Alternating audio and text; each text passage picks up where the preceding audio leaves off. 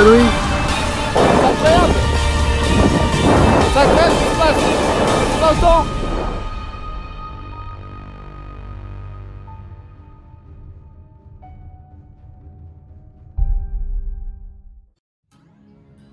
Alors bon, la journée commençait par une matinée où il y avait vraiment beaucoup de nuages de très haute altitude. Vers 15-16 heures, je voyais qu'un orage se développait très bien du côté de Valberg.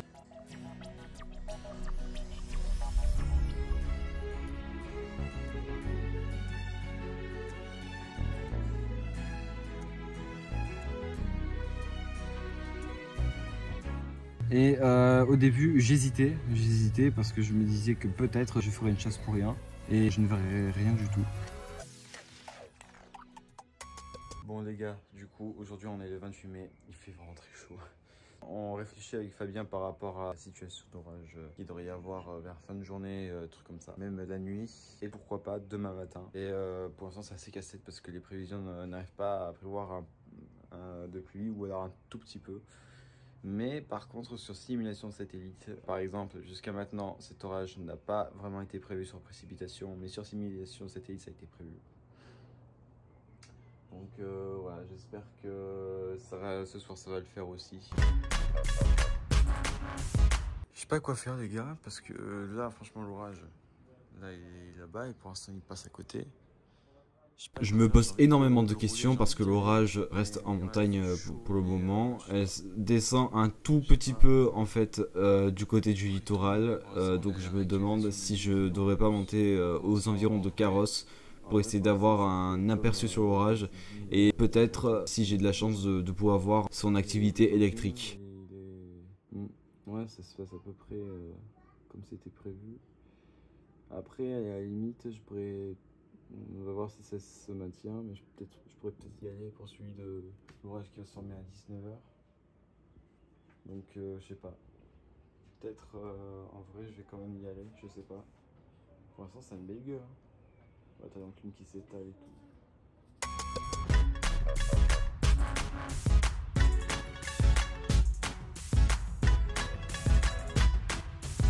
Bon bah les gars, je pense qu'il n'y a aucun doute, je pense que je vais partir. Hein. Et là, je vois que ça se rapproche de plus en plus. Et vers 16h30, j'ai donc décidé de quand même y aller. À l'orage, ici, là-bas, ça bouillonne très fort. Faut vraiment se le dire, c'est vraiment difficile de savoir si j'allais voir quelque chose du futur orage.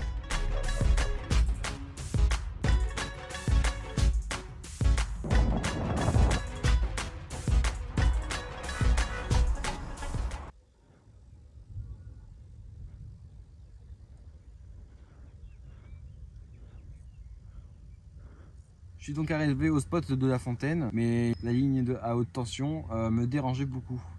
Elle faisait vraiment du bruit, vraiment beaucoup de bruit. Et tellement du bruit que presque on entendait plus la ligne à haute tension que le tonnerre. Voilà, bon bah les gars, je suis arrivé au spot. J'hésitais de repartir d'ici parce que bon, malgré que franchement le point de vue est super sympa. Là on voit les Mammatus du coup ici. Là vous avez l'orage. Là, je sais pas si vous entendez. Ces antennes d'électrique de merde. Où ça fait un bruit.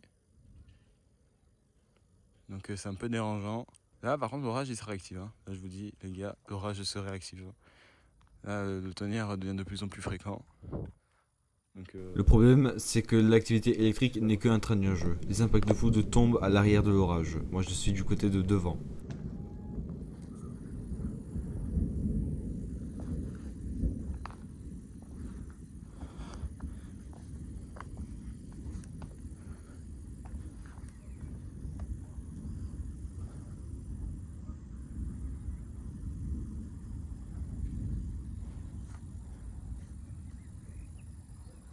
Du coup, ouais, je pense que je vais changer de point de vue, me mettre Peut-être en face, on va voir. Donc voilà, je pense que j'ai changé de spot. J'ai regardé donc un autre spot et j'ai découvert donc le spot qui se situait à l'entrée de Belley. Et voilà, il y avait des champs de vignes et tout, donc j'ai décidé d'y aller et de tenter de voir ce que ça pouvait donner. Et là, super, j'arrivais donc sur un point de vue à un peu plus que 180 degrés. J'ai pu me poser ici et il y avait une superbe ambiance.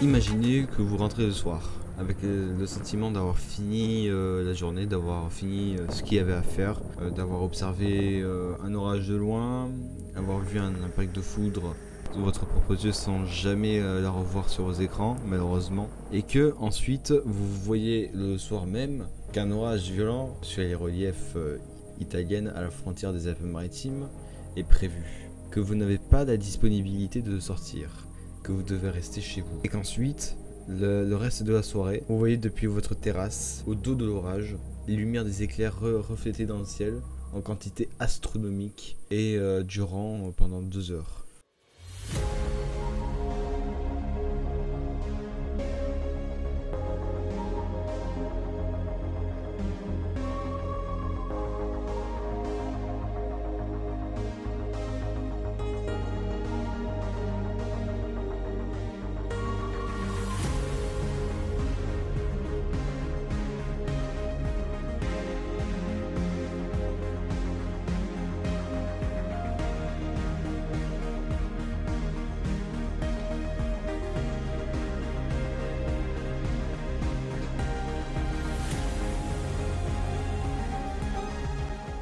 Pour ce 29 mai, avec Fabien, on mettait tout en doute les prévisions de la journée, car l'inversion thermique appelée CIN était présente. Pas en grande quantité non plus, mais à l'entrée de la saison orageuse, cela pourrait tout gâcher notre journée de chasse. Vu la quantité de CN qui était présente, je disais à Enzo de laisser tomber. Et moi je pensais qu'il y avait un potentiel, il y avait certes une instabilité qui n'était pas énorme, mais qui aurait pu donner quelque chose de sympa si en fait l'inversion thermique n'était pas présente. Moi je voulais en fait forcer un peu Fabien à ce qu'on y aille, on ne sait jamais. On a quasiment rien fait durant ce mois de mai, donc voilà, moi je voulais vraiment qu'on y aille pour essayer de voir quelque chose si le temps nous le permet. Bon, aujourd'hui c'est une situation un peu compliquée à faire son choix pour essayer de partir, de bien se positionner pour être aux orages. Je sais pas où se placer parce que c'est très difficile à prévoir. On va voir ce que ça va donner. Aujourd'hui ça va être vraiment tranquillou, il n'y a rien de fou de prévu, mais voilà, on commence avec des petits orages.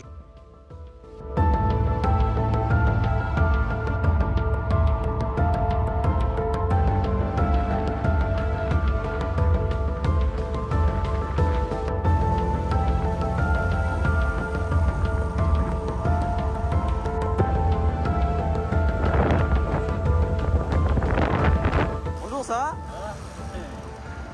Tranquille? J'espère que ça va buter. Ah, j'espère aussi. J'espère aussi. Mais bon, on va voir.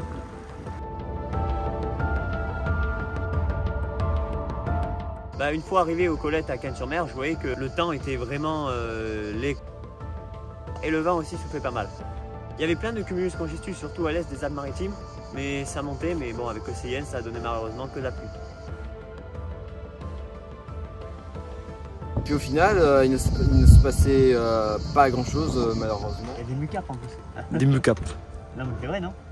il y avait des rideaux de pluie qui se formaient à l'est de notre position, donc on était déjà très mal placé. Puis tellement on était gavé par cette situation qu'on avait jusqu'à l'hallucination de croire qu'il y avait un coup de tonnerre qui venait de se déclencher derrière notre position. T'as entendu toi aussi? Oui, c'est tonnerre. Là-bas? Ouais. Attends. J'ai l'impression il y a eu un petit truc là. Ouais, bah ouais, je me suis retourné. Hein. Et toi aussi? On m'entend. Ça s'est reformé dessus.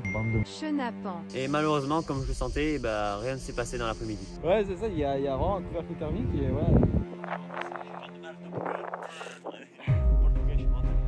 Le 30 mai, l'après-midi, je regarde par la fenêtre et d'un coup, je vois un cumulonimbus énorme, mais énorme, recourir Antibes.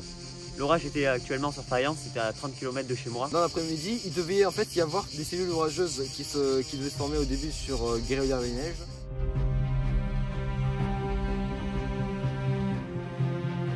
Et puis donc dans l'après-midi, je voulais directement me placer donc sur Bélé. Sauf qu'au bout d'un moment, j'avais des doutes. Je me suis directement arrêté après l'école de la Corniche-Fleury.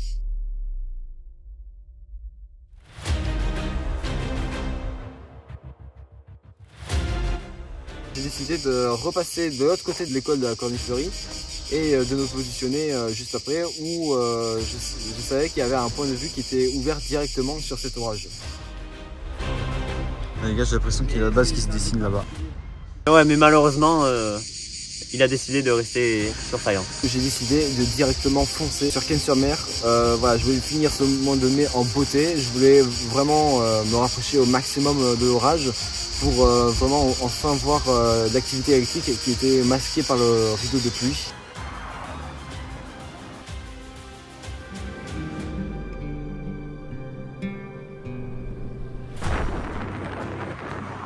J'arrivais donc sur Cannes-sur-Mer. Cette cellule de cellule n'aura toujours pas bougé, mais en plus elle s'est désactivée. Donc encore une nouvelle fois une grosse frustration d'avoir subi un flop.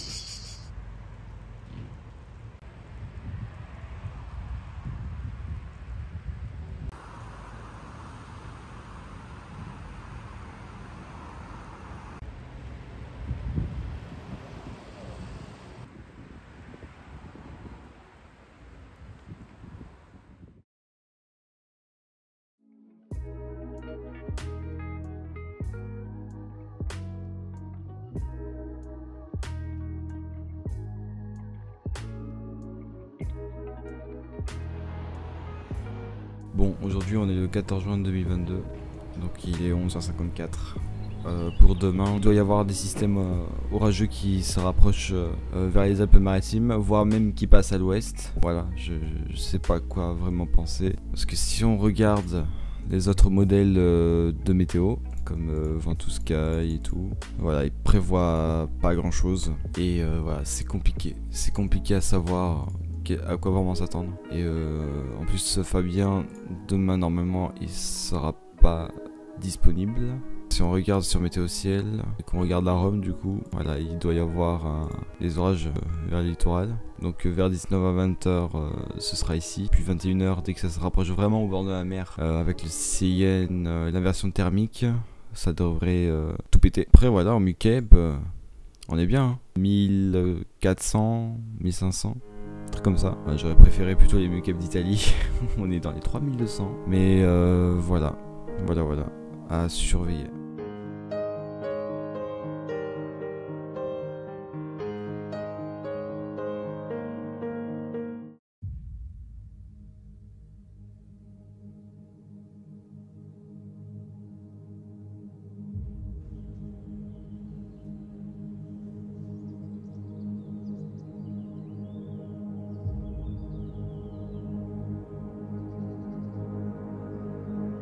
Un truc qui m'embête un petit peu, c'est que c'est voilé. En fait.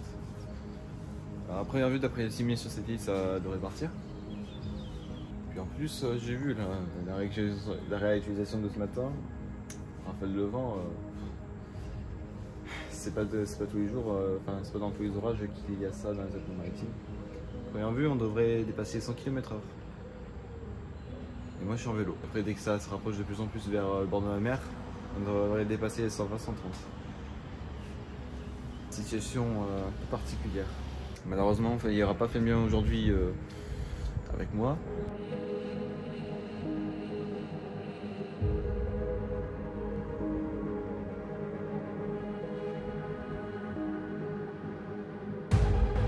Et non, encore une fois, j'ai subi un flop, mais ce flop c'est vraiment royal. Donc tous les orages qui devaient redescendre sur ma position sont donc passés du côté de Menton à la frontière italienne. Donc voilà, j'ai un flop royal dont je n'aurais jamais pensé que cela m'arriverait un jour. Ça va faire pour l'orage, c'est la bouffe qui arrive pour l'orage. Il va bouffer tard, hein, il faut que tu sois patient. Donc il est patient.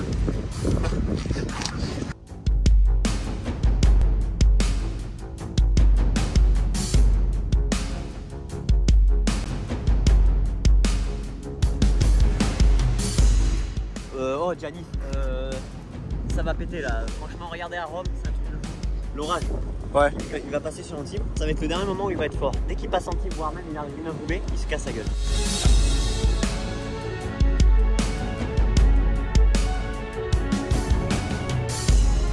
Alors, il fait là.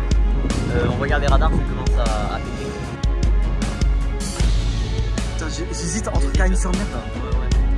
Ouais, non, je pense qu'on va viser Cap en vrai. Ouais, c'est plus. Ça, c'est l'enclume. Ouais, C'est l'enclume. monstrueux ce qui arrive, c'est monstrueux. Là. Enzo, on se bouge le cul là. Vas-y, on y va. Quelques attaques de fou.